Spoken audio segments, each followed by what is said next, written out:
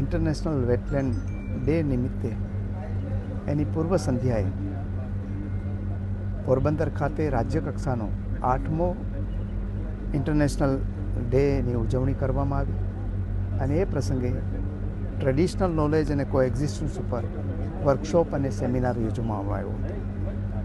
ગુજરાત સદભાગી રાજ્ય છે કે અહીંયા જમીન, પ્રાણી અને વૃક્ષોની જે વૈવિધતા છે એ અદ્ભુત છે.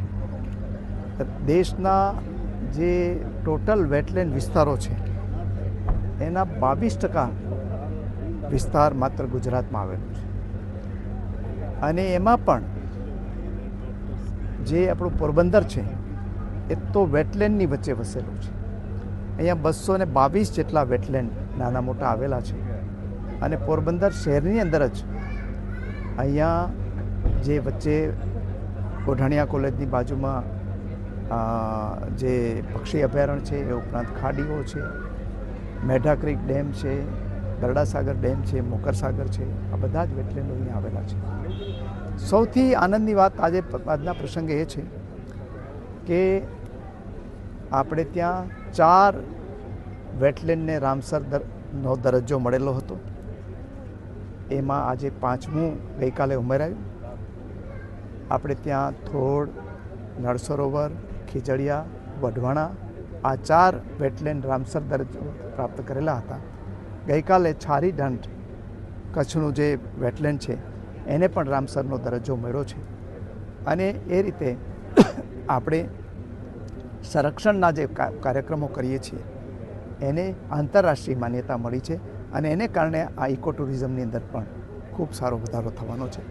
હું સૌને આ આંતરરાષ્ટ્રીય વેટલેન્ડ દિવસ નિમિત્તે શુભકામનાઓ પાઠવવાની સાથે સૌને વેટલેન્ડની સાથે સહઅસ્તિત્વ રાખીને એનું કન્ઝર્વેશન થાય, સંરક્ષણ થાય એ બાબતે પ્રયાસ કરવા વિનંતી કરું છું.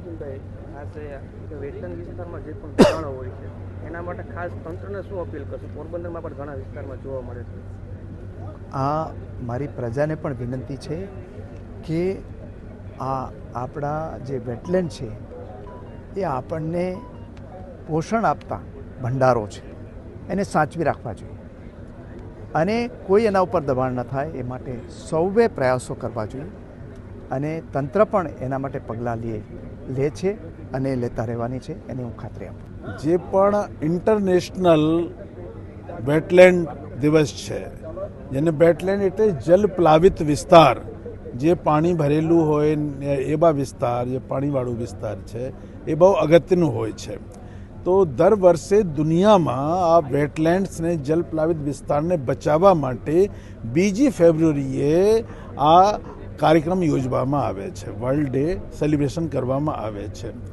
તમે જાણીએ છીએ કે ગુજરાત જે છે બહુ આગળ પડતા રાજ્ય છે. જેમ વાત કીધી કે આખા દેશના 22% જે વેટલેન્ડ છે એ ગુજરાતમાં છે, એટલે આખા ઇન્ડિયામાં સૌથી વધારે વેટલેન્ડ છે. આ વેટલેન્ડ તમારે તળાવો છે, નદીઓ છે, સમુદ્રના કોસ્ટલેન્ડ એરિયા છે, એ તમામ વિસ્તારો વેટલેન્ડ તરીકે ગણવામાં આવે છે અને આ વેટલેન્ડને બચાવવા બહુ અગત્યનું છે. અને તમે બધા જાણો છો કે જ્યાં જ્યાં વેટલેન્ડ છે ત્યાં ગરીબો લોકો માટેની રોજીરોટીનું પણ સાધન હોય છે. એ માછીમારી કરતા હોય છે, ઘાસ ભેગા કરે, થેચિંગ માટે મટીરિયલ લે, એ બધું કરતા હોય છે. પણ સમયાંતરે શું થયા છે કે વેટલેન્ડને જે ઇમ્પોર્ટન્સ મળવું જોઈએ એ મળ્યા નથી. ઘણી બધી વેટલેન્ડ ઓછી થઈ ગઈ છે. આમાં દબાણો થઈ જાય, આમાં પોલ્યુશન થઈ જાય, આમાં જે આક્રમક પ્રજાતિઓ જે બી જલકુંભીને મેં વાત કરી બધી ખરાબ કરી નાખે છે. તો હવે રાજ્ય સરકારે સ્ટેટ વેટલેન્ડ ઓથોરિટીની રચના કરી છે 2017માં. એમાં માનનીય મંત્રીશ્રી એના અધ્યક્ષ છે.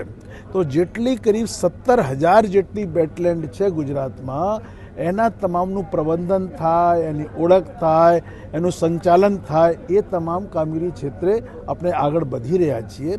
અને રાજ્યમાં અત્યાર સુધીમાં આપણે 4 રામસર સાઇટ હતી, જેમાં 5મી કાલે છારી ઢાંઢને ઘોષિત કરવામાં આવ્યા છે.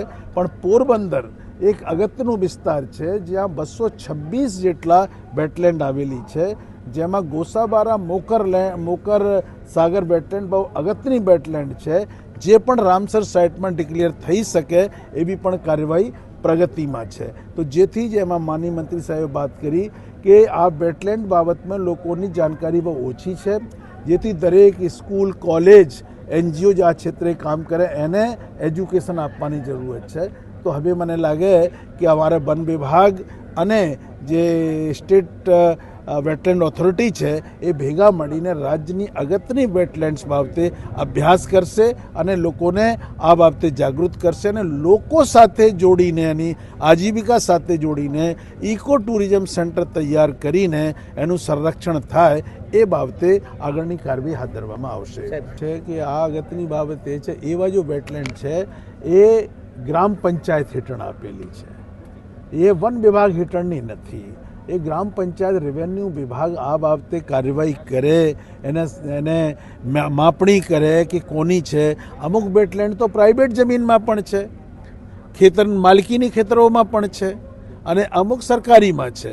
તો એ સમગ્રપણે દરેક જિલ્લા કક્ષાએ જે તે સ્તરે જે વેટલેન્ડ છે ત્યાંની એક કમિટી બનાવીને લોકોને જાગૃત કરીને કે આવતા પેઢી માટે, ભવિષ્ય માટે, પર્યાવરણ માટે કેટલી અગત્યની છે તો એને જાળવી રાખવાની જરૂરત છે.